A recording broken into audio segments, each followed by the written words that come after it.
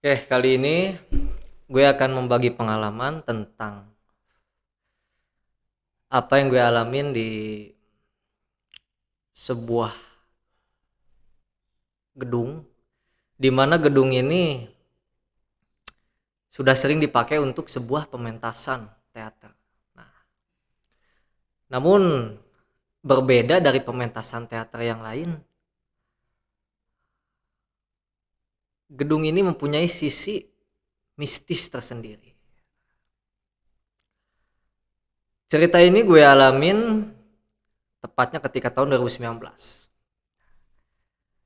Nah, jadi gue dulu itu kuliah kuliah di salah satu jurusan pendidikan bahasa Indonesia, pendidikan bahasa dan sastra Indonesia di sebuah kampus di Kota Kuningan. Nah, kebetulan tradisi di kampus gue itu setiap uh, kita semester 6 ya, setiap kita naik tingkat itu kita selalu ada ujian apresiasi drama, betul. Nah, untuk supaya kita bisa melakukan sebuah pementasan yang baik, perlu dong kita latihan. Nah, gue sama teman gue ketika itu kebetulan kita satu tim, ya kurang lebih 20 orang lah. 20 orang itu ada tim artistik, ada tim uh, tokoh dan segala macem lah. Kita biasa sebelum pementasan kita pasti 3 bulan atau 4 bulan sebelum pementasan. Nah, itu kita pasti latihan gitu. Nah, singkat cerita, jalan tuh latihan. Nah, kebetulan ketika itu bulan puasa mah di gitu, latihan blocking. Jadi pertama gue latihan tuh di kampus, latihan reading segala macem, lanjut blocking nih. Nah, kebetulan temen gue di situ ada yang punya kenalan penjaga gedung di sana mah di gitu. Nah,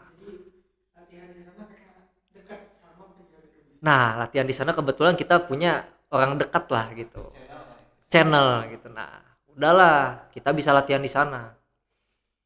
Nah, kebetulan karena pas lagi bulan Ramadan kita latihan blocking, akhirnya terpaksa lah kita latihan malam. Nah, lo bayangin kan, harusnya kita siang latihan, kita malam nih. Bela-belain nih gua ngelobi si Joko namanya, kebetulan Joko. Nah, Sohib, kan Sohib si Hilman nih gitu. Akhirnya kita ngelobi, gua mau booking nih gedung nih untuk latihan selama 1 bulan.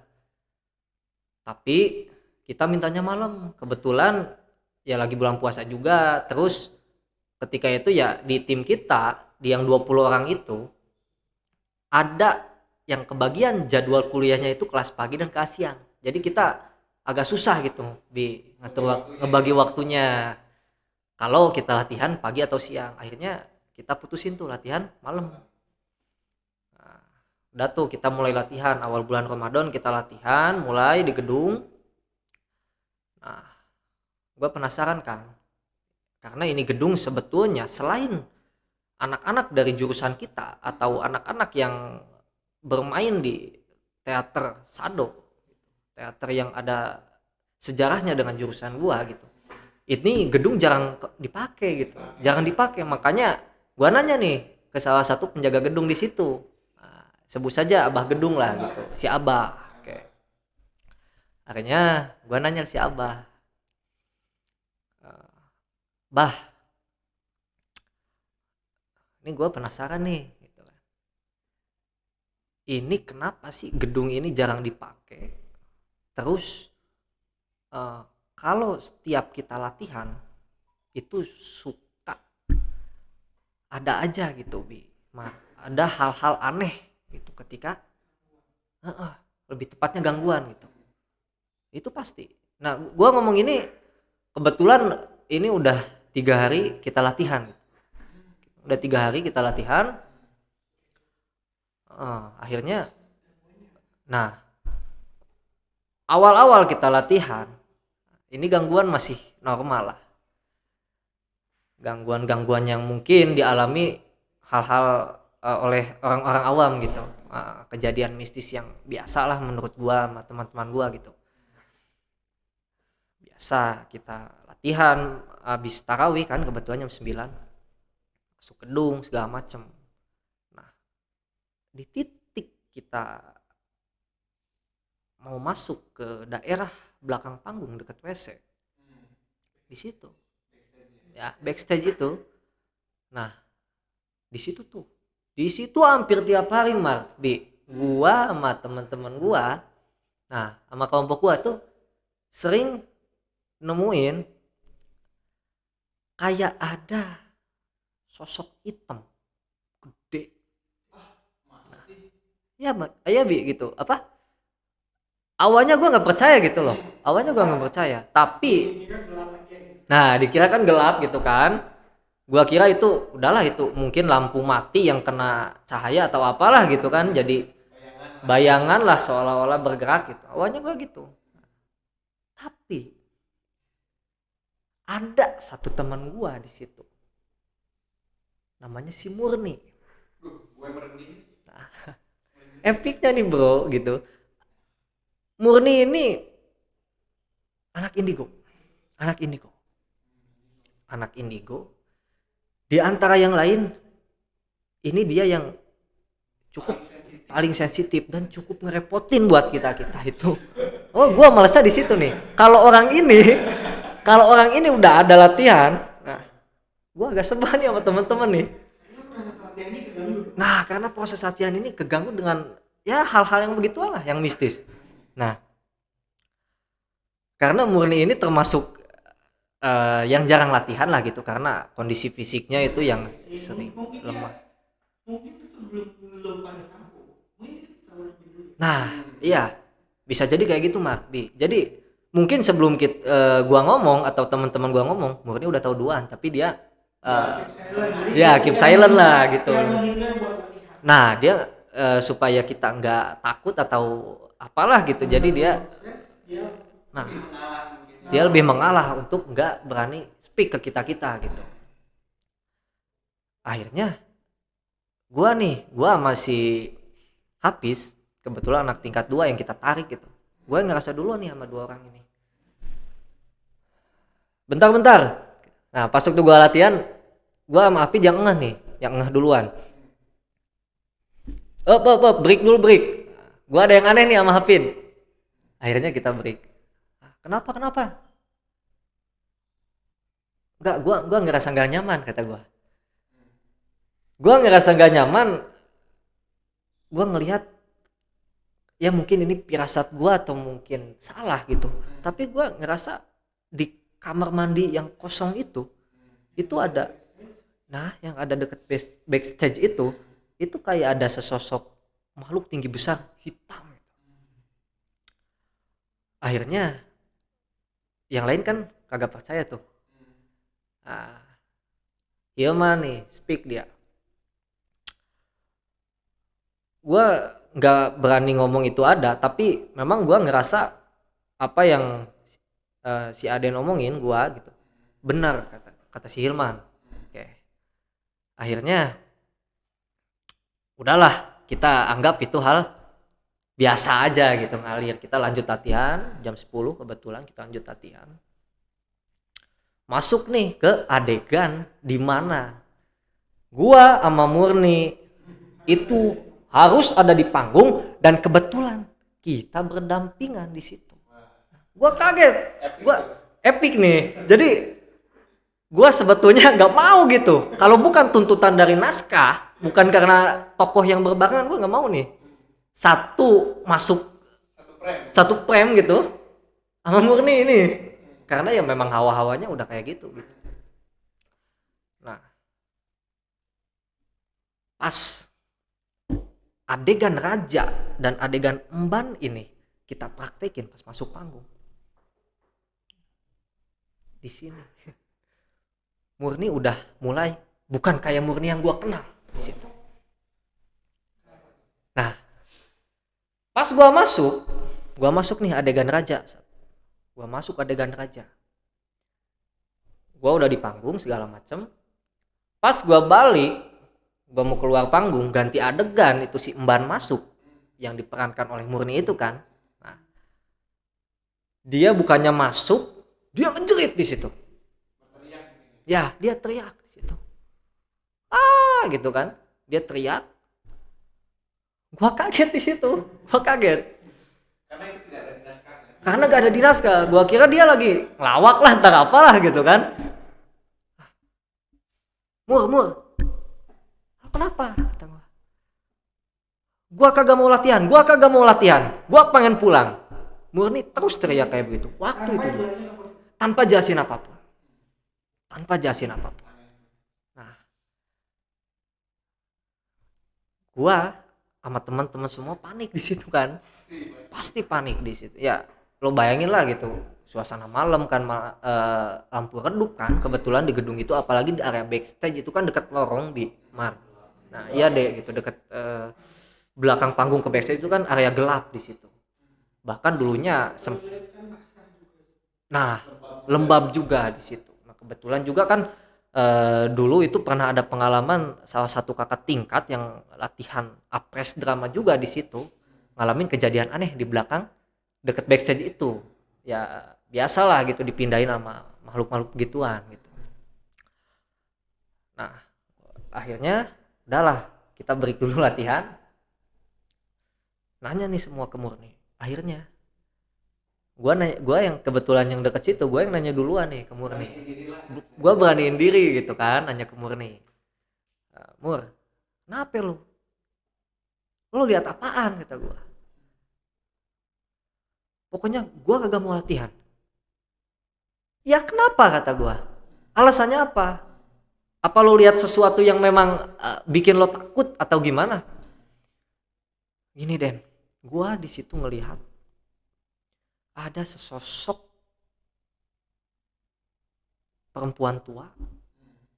Mohon maaf, matanya tuh melotot kayak terbelalak keluar gitu. Mulutnya nganga, giginya mohon maaf itu taring semua. Dan itu Den,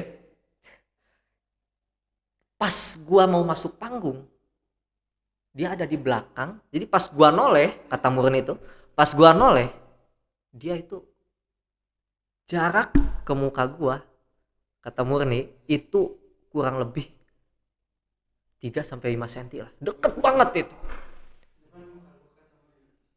Hah? Gimana? Iya. Heeh. Kata si Murni itu. Lo bayangin lah. Ketika segimanapun orang berani, ketika mohon maaf, ditampakin makhluk-makhluk yang begituan kan, ya, deket banget. Siapa yang nggak kaget gitu kan? Bahkan dengan orang pun pasti kaget kan. Iya, bahkan belum tentu makhluk halus gitu. Orang sekalipun kalau kita tiba-tiba noleh di tempat gelap langsung begitu kan, siapa yang nggak kaget? Ini makhluk halus bro gitu. Nah, kaget di situ semua. Gak ada yang berani memulai latihan. Duduk semua di panggung. Akhirnya gua nanya nih. Kebetulan di sini pemimpin pementasan atau ya sutradaranya itu kan si Hilman gitu. Jadi gua nanya ke Hilman, gimana nih, lanjut nggak nih? Ini anak udah begini kondisinya. Oke, sementara kita untuk adegan yang ada Murni, kita speed dulu. Oke. Lanjutlah tuh ke babak babak inilah yang nggak ada Murninya gitu. Oke. Masuk, udah biasa latihan, Murni ditenangin dulu kan di situ. Udah, tuh nggak ada apa-apa di situ. Kita break sekitar jam 11 kalau nggak salah, setengah 12 malam. Nah kebetulan kita latihan tuh tiap malam tuh hampir sampai jam 1 jam 2 gitu kan. Jadi memang iya gitu. Nah break nih. Nah pokoknya di situ kita berusaha ngelupain kejadian-kejadian yang tadi nimpa Murni gitu. Udah kita makan segala macem. Kebetulan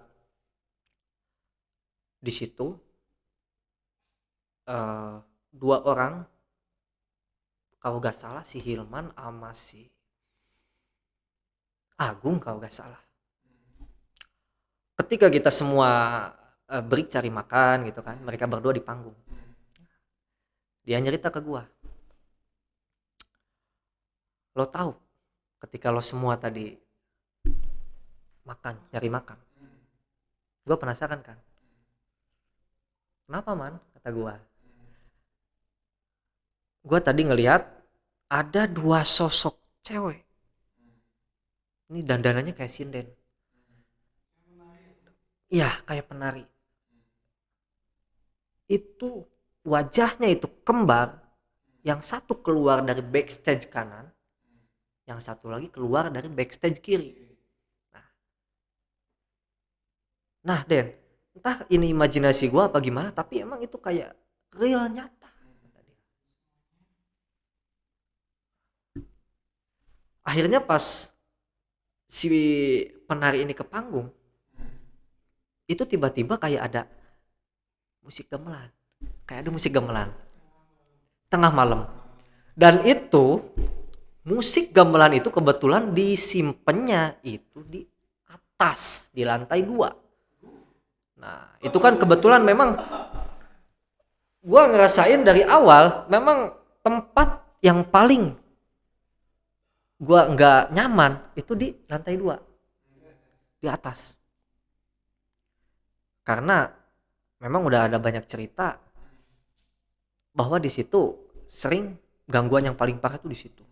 Akhirnya kata Hilman, ya gitu, sinden masuk, suara gamelan, kisaran 1 menit kurang, udah plus gak ada gitu. Tambah panik kan, tambah panik. Nah, dan kebetulan di situ kan si Joko ini yang gua awal cerita itu, dia ada di ruangan depan dekat kantor itu. Gua cerita, Jok, emang sering ya hal aneh kayak gini ada gitu di gedung ini. Dia ketawa gitu, dia kan udah biasa gitu kan. Gus, itu aneh nu kitu mah. Nah, udah nggak aneh kata dia kan gitu. Akhirnya ya udahlah, nanggung gitu, kita lanjutin bareng. Nah pas kita lanjut nih latihan, ada satu momen dimana salah satu cewek di antara kita gitu tiba-tiba pingsan. Mulai lagi, dia kebetulan dia punya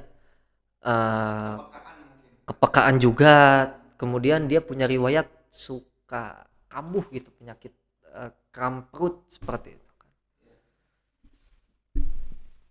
Nah ketika si namanya si Uun namanya, Uun, dia kram perut kan di situ. Nah ini gue agak lucu juga di sini nih. Nah emang di antara anak yang lain nih dia cewek paling gokil nih, emang agak blangsak nih orang nih gitu kan. Jadi kebetulan dia tim hore sama gua kan gitu, jadi gua ngerasa ketika dia pingsan itu seolah-olah dia bohongan gitu kan. Un, lo kenapa? Ini gua nggak tahan, kata Un, gua nggak tahan, di perut gua sakit banget katanya. Akhirnya kita bawa tuh kan ke ruangan make up, kita tidur itu segala macem. Nah pas udah kita tidurin si Un, kita lanjut lagi, murni kambuh lagi di sini. Pas adegan ban masuk, nah pisau bukan pisau tapi salah satu apa namanya, properti yang dipegang oleh Murni, pisau itu kan yang dari kayu, ketika mau dipakai seolah-olah mukul lawan mainnya itu kayak dia kerasukan gitu, ke bawah nafsu, kemudian apa namanya, patah itu si pisau itu, patah, ganjil banget. Lo bayangin deh, sekuat-kuatnya tenaga cewek, apalagi badannya kecil, dia kondisi lemah, kayak mustahil lah gitu. Kalau sampai itu pisau yang properti pisau dari kayu itu bisa sampai patah. Karena ini pas gua pakai di adegan cowok, gua coba tuh kan, apa, megang pisau itu. Iya, ketika dipakai perang gitu kan, adegan perang, itu memang nggak sampai patah gitu walaupun dipakai untuk lawan pedang lah segala macem. Nah, gua nanya ke Murni, kenapa kok bisa sampai patah gitu kan? Nggak tahu nih. Tiba-tiba tangan gua kayak ada yang narik gitu. Kayak ada yang ikut seolah-olah nambahin tenaga. Nah, akhirnya udahlah kita di situ karena udah banyak kejadian, kita rapat sebentar, kita evaluasi, terus habis itu tiba-tiba lampu mati. Semua semua lampu mati. Awalnya gua ngira ini ada yang matiin atau mungkin iseng atau mungkin ya pemadaman serentak atau lain, tapi ternyata enggak. Dan yang Jaya pun enggak ada. Gua nanya ke Joko, enggak sama sekali. Emang ini udah sering terjadi dan di situ suara gamelan kembali mendayu-dayu di gedung kesenian itu. Ini semua dengar. Real ini, gak ada satupun orang di atas gudang itu.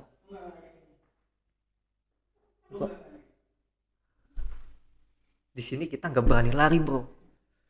Kita udah kaku semua. Kita kebetulan lagi evaluasi di panggung, shock kan, lampu mati, jreng, gamelan.